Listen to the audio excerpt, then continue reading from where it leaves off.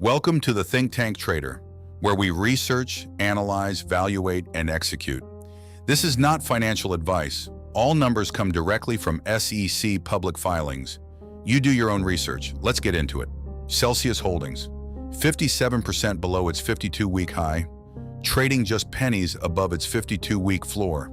And yet, the company just printed record quarterly revenue of $783 million. Owner earnings, the real cash number, $262 million for the trailing 12 months. The stock price and the income statement are telling two very different stories. Today we find out which one is right. Celsius Holdings is not one brand. It is three. First, the flagship Celsius energy drink. The original better-for-you positioning, zero sugar, clinically studied, $348 million in Q1 net sales, growing 6% year-over-year organically. Second, Alani Nu, the women's wellness energy brand they acquired in April 2025. $368 million in Q1, record quarter, double the sales from a year ago. Third, Rockstar Energy, acquired from PepsiCo in August 2025. Still being integrated, $67 million in Q1, down 13% year-over-year. The work in progress. Together, the three brands command roughly 21% dollar share of the U.S. energy drink market, distributed exclusively through PepsiCo's network. Let's talk about the headline number that is easy to get wrong. 138% revenue growth sounds explosive. And it is, but not because of organic demand. Celsius acquired Alani Nu in April 2025. They acquired Rockstar Energy from PepsiCo in August 2025. Both acquisitions folded into the revenue base last year. Strip those out, and the organic story is more modest. The flagship Celsius brand grew 6% year-over-year. Management's own organic guidance for the full year is 2 to 4% growth. That does not mean the acquisitions were bad decisions. It means you have to understand what you are actually buying. This is an integration story, not a hypergrowth story. This is the number that does not show up in most analysis. 59% of Celsius Holdings revenue flows through one company, PepsiCo. 45.5% of total receivables are owed by PepsiCo, but it goes much deeper than that. When we dig into the balance sheet, specifically the mezzanine equity section that most analysts overlook, we find $852 million in Series A convertible preferred held by Pepsi and $908 million in Series B convertible preferred. $1.76 billion in Pepsi-held preferred equity, convertible into common stock, paying roughly $56 million a year in dividends, coming right off the common shareholders' returns. Pepsi is not just the delivery truck. Pepsi is the biggest customer, the biggest creditor, and a preferred equity holder with conversion rights. That is a relationship worth understanding before you build a position. Free cash flow is a decent number. Owner earnings is the honest one. Here is how we get there. Celsius generated $329 million in operating cash flow over the trailing 12 months. Subtract $37 million in capital expenditures, you get $293 million in free cash flow. Subtract another $31 million in stock-based compensation.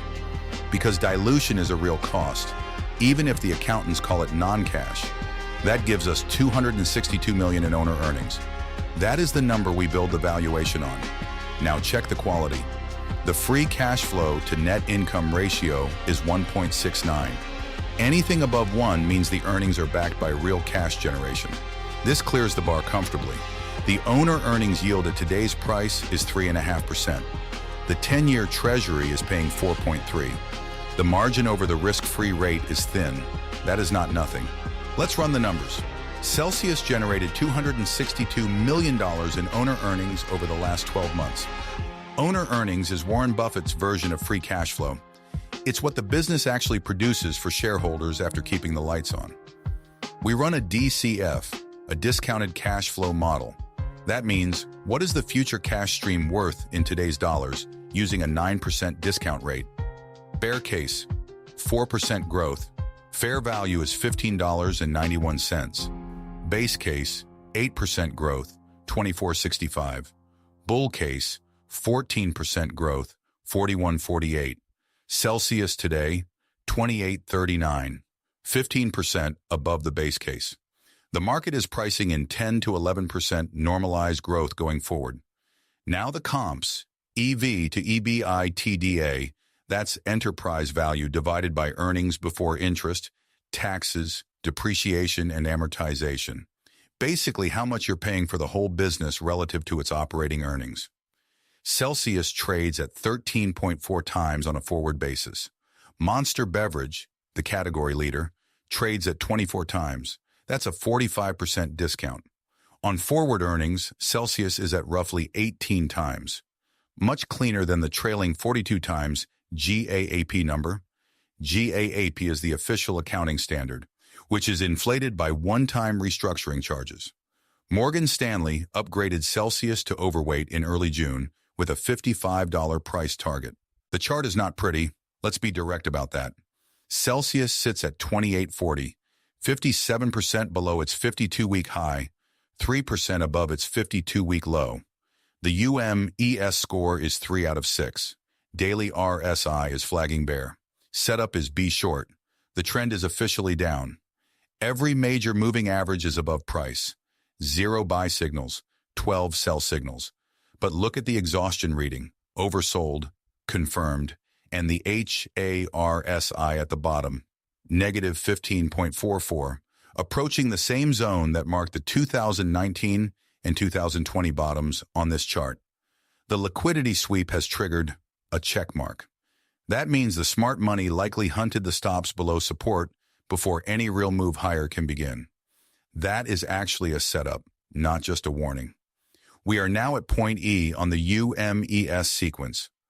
Point E has historically been where the exhaustion completes and a reversal becomes possible. The volume profile tells you the wall. The heaviest resistance sits between $30 and $40. That is where the real sellers are waiting. Is something shifting at the margin? The oversold signal says yes. The B short setup says not yet confirmed. One of them is about to be wrong. Here is what the bulls are buying. The key lever is gross margin. Celsius is currently running at 48.3%. Management has guided for recovery to the low 50s by the second half of 2026. On a nearly $3 billion revenue base, every single percentage point of margin improvement adds roughly $30 million in profit. That is not a rounding error. The second lever is Rockstar. The Rockstar energy brand, acquired from PepsiCo in August 2025, is the work in progress. It was down 13% in Q1. But when the integration completes in the first half of this year, two things happen. The restructuring charges disappear from the income statement, and $50 million in annual synergies enter the model. Rockstar flips from drag to contribution, and the Alani news story is legitimately strong. The women's wellness energy brand they acquired in April 2025 was up 100% year-over-year in Q1. Record quarter. Velocity improving. The bull case is not speculation. It is a margin recovery story with a confirmed timeline and 3 brands that each have real shelf velocity.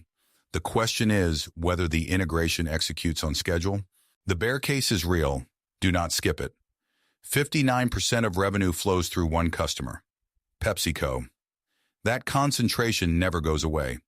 If the relationship ever deteriorates, pricing dispute, distribution change, contract renegotiation, the revenue impact is immediate and severe. Then there is the preferred equity, $1.76 billion in convertible preferred held by PepsiCo. If that converts to common stock, the dilution to existing shareholders is substantial. That is not a hypothetical.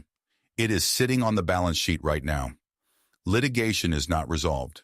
Celsius has accrued $85 million for the strong-arm productions case.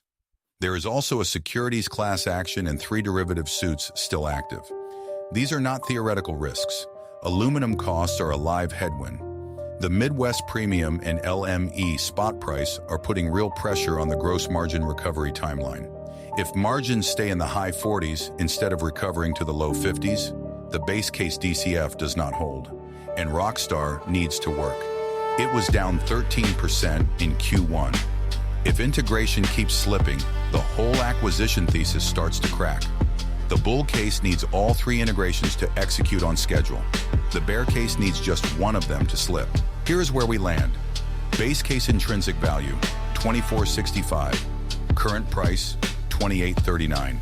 We are 15% above the base case. The signal is weight. But there is nuance in that call. Celsius is sitting 3% above its 52-week low. The RSI is in oversold territory. AMACD buy signal printed on June 4th. Early and unconfirmed, but it is there. Morgan Stanley just upgraded to overweight with a $55 price target. At 18 times forward earnings, the valuation is not demanding. This is not a broken business. It is a business in the middle of a complex integration. 3 brands, 1 dominant customer, who is also a preferred equity holder, margins temporarily compressed, and litigation on the books. The question is not whether the business is good. The question is whether the margin of safety is wide enough at $28.39. By the base case math, it is not yet. The number to watch is gross margin. If the second half print pushes above 50%, the base case moves up and the price has room to follow. Next earnings, approximately August 6th, 2026. Follow the Think Tank Trader for the update. Real numbers, real analysis. Not financial advice. I show you the data. You make the call. At the Think Tank Trader, we measure wealth in gold ounces, not dollars. Dollars inflate. Gold does not print. At today's price of $28.39, 1 share of Celsius Holdings costs roughly 0.00674 ounces of gold. Gold is currently trading at $4,210.98 per ounce. We are locking that ratio in today, June 12, 2026. In 24 months, we come back to this slide. We find out whether Celsius actually created wealth or just kept pace with a currency that was being inflated away. That is the real test. Not whether the stock went up in dollar terms, whether it went up in real terms. That is the experiment. We run it every episode. Owner earnings quality, pass. Valuation versus peers, pass. Integration risk, watch. Pepsi dependency, risk. Gold benchmark, pending. The signal is wait. Follow the Think Tank Trader for the Q2 earnings update, August 2026.